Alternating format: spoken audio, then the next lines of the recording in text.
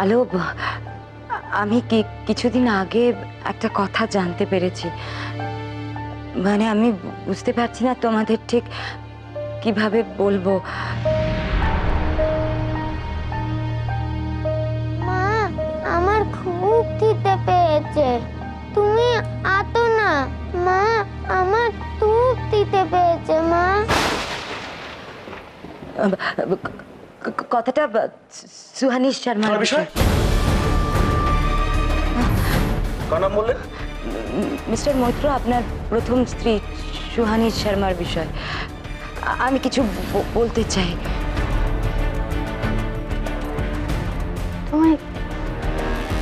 তুমি সুহানি শর্মাকে চেনো? আমি তো জানতাম তোমার আদিনাথের সঙ্গে পরিচয় আছে। তুমি তুমি বলো, সুহানির সম্পর্কে যা বলার আছে তুমি বলো। আমি জানি আলো, তোমরা সুহানিকে কেউ পছন্দ করো না, ইনফ্যাক্ট না করারই কথা। কিন্তু বিশ্বাস করো, ও যা যা করেছে তার পেছনে অংশুমান লাহিড়ীর হাত ছিল। মানে অংশুমান লাহিড়ী দায়ী। মানে এটা কি?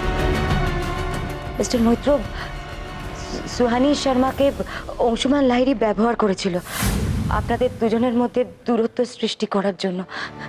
বিশ্বাস করুন, আমি যখন জানতে পেরেছি যে সুহানি শুধুমাত্র আপনার প্রথম স্ত্রী নয়, ও আপনার সন্তানের মা, তখন জাস্ট মিনিট। আমার সন্তানের মায়ের নাম আলো, আর আলোই ইচ্ছের আসল মা, সুহানি নয়। রিপিট, আলোই ইচ্ছের আসল মা। আপনি বলে দেবেন সুহানিকে কথা, তার সঙ্গে এটাও জানাবেন যে ও আমার আর আলোর মাঝখানে যেন কোনো রকম ভাবে না আসে। হবে, এসো তুমি, ওঠো। আমি সুহানি শর্মা সম্পর্কে কোনো রকম কথা শুনতে চাই না। ওঠো ওঠো ওঠো। এক মিনিট আলো, এক মিনিট। দেখো, দুদিন আগে কিন্তু তুমি বাধ্য হয়েছিলে ওই অংশুমান লাহিড়ীর হাতে পা দিতে।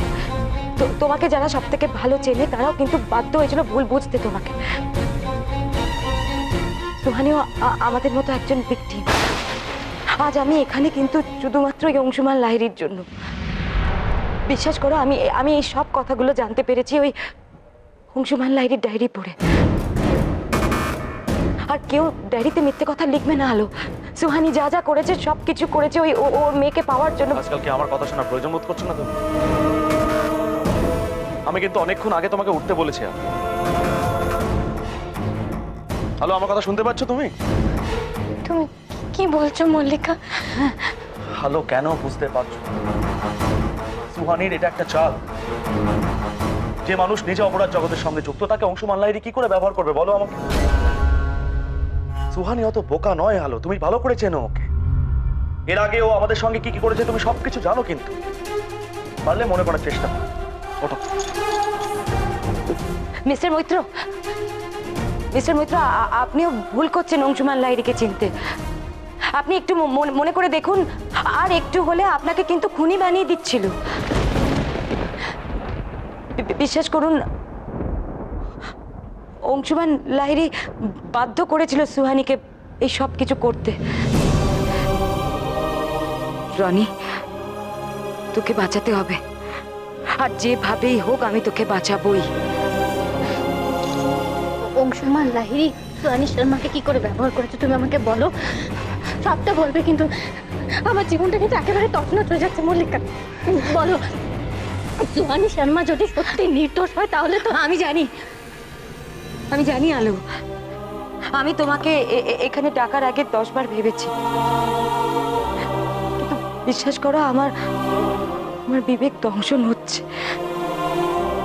সুহানিকে দিয়ে অংশুমান লাহিড়ী ভয় দেখিয়ে কত কি করিয়েছে। সুহানি যা যা করেছে সব কিছু করেছে ওর মেয়েকে পাওয়ার জন্য।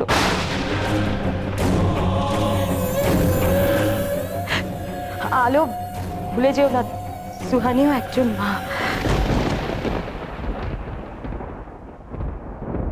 আর একজন মার যে অনেক জ্বালা আলো।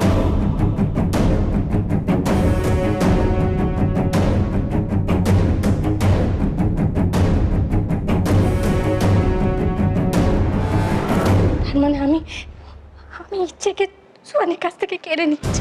মিথ্যে কথা আলো, মিথ্যে কথা, জাস্ট মিথ্যে কথা। তুমি তো চেনো সোহানকে, তুমি তো জানো ও যা বলছে সব সব চাল বানিয়ে বলছে, ভুল বলছে। তুমি কেন বিশ্বাস করছো বলো তো?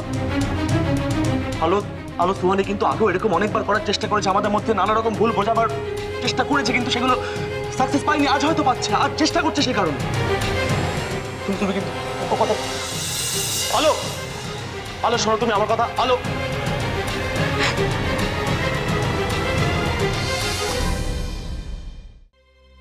শখ করলে কইতেছে আমি বাইরে হয়ে যাও, অনি বাইরে হয়ে যাও। এতটুকু খেয়াল যদি তোমরা না রাখতে পারো তাহলে কিসের বাসা? এক পরিবারে থাকুনের মানে নাকি? হ্যাঁ, কোন সাহসের ছোট কোকা এই অবস্থায় আলোরে নেওয়া যায়? হ্যাঁ, তুমি তুমি কি করতেছিলে শুনি? আরে আমাকে কিছু বলেছে নাকি? কোনো অজুহাত দিবা না, কোনো অজুহাত দিবা না কেউ। তোমরা কেউ জানোই না যে কখন ওরা চলে গেছে। হ্যাঁ, সি সি সি, এটা নাকি একখান বাড়ি, আমরা নাকি এক লোকে থাকি। হ্যাঁ বাবা, তুমি বুঝতে পারছো না বাবা, আলোকে কিছু বলতে গেলে ও সন্দেহ করছে। চুপ, তুই কোনো কথা কইবি না, কোনো কথা কইবি না। আমার মাথা গরম হয়ে আছে আর তুমি হাত করে খারাই আছো কেন? ফোনটা করো, ফোনটা করো, তোমার দেওয়ার রাখো।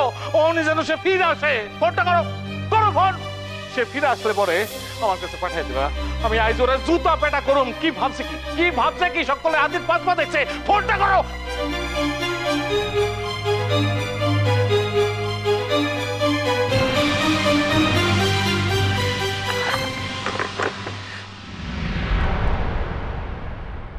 কি ব্যাপার ছোট্টা করবো? কোথায় গেছিলে? কোথায় তোমরা? কোনো আক্কেল নেই তোমার? ঠাকুর রক্ষা করেছেন, আমি বরং একটু ছোট বৌমার মাথা ঠাকুরের ফুল ছুঁয়ে দিই। আমার কিছু না কইয়া কোন সাহসে তুই বৌমারে নিয়ে জেলে মল্লিকার লগে দেখা করতে গেছিলি? হ্যাঁ, এত বড় আসপর্দা তোর হয় কি কইয়া? বড়দের মতামত নেওয়ার কোনো প্রয়োজন নাই তোর। হ্যাঁ, বড় লাইক হয়ে গেছিস। বাবা চুপ, একদম চুপ। হ্যাঁ, কি ভাবতেছিস তুই? হ্যাঁ, তুই কি ভাবতেছিস কি? হ্যাঁ, পোড়াপান হয়ে গেছে বইলা একবারে মাথা পড়ে হয়ে গেছে। শান্ত হও, ওদেরকে ঢুকতে দাও, তারপরে কথা বলো। না মানছি ওরা অন্যায় করেছে, ক্ষমা চা, ক্ষমা চা বাবার কাছে এসে। না এইভাবে আলোকে নিয়ে যাওয়া তো ঠিক হয়নি, ক্ষমা চা। বাবা ওর কোনো দোষ নেই। আমি জোর করে নিয়ে গেছিলাম ওকে, সত্যি ওর কোনো দোষ নেই। না গেলে তো সত্যিটাও জানতে পারতাম না। নিজেকে বড্ড দোষী মনে হচ্ছে আমার। সত্যি মানে?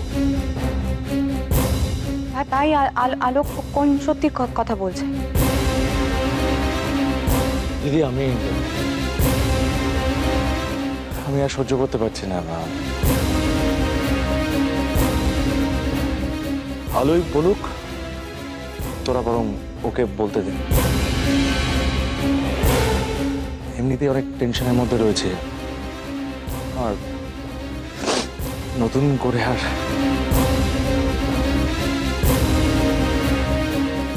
আলো বলো তোমার যা বলার আছে, বলো এদেরকে।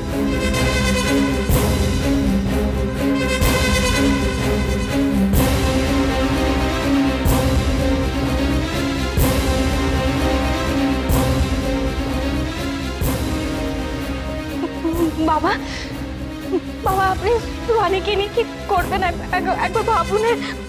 ও মেয়েটার কোনো দোষ নেই, কিচ্ছু করেনি। ও মেয়েটা একেবারে নির্দোষ। ও শুধু ইচ্ছের সঙ্গে শুধু একবার দেখা করতে এসেছিল।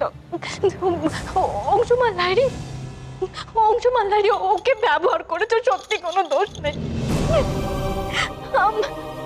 আমি কি করবো? আমি জানি না। মেয়েটা সত্যি কোনো অন্যায় করেনি।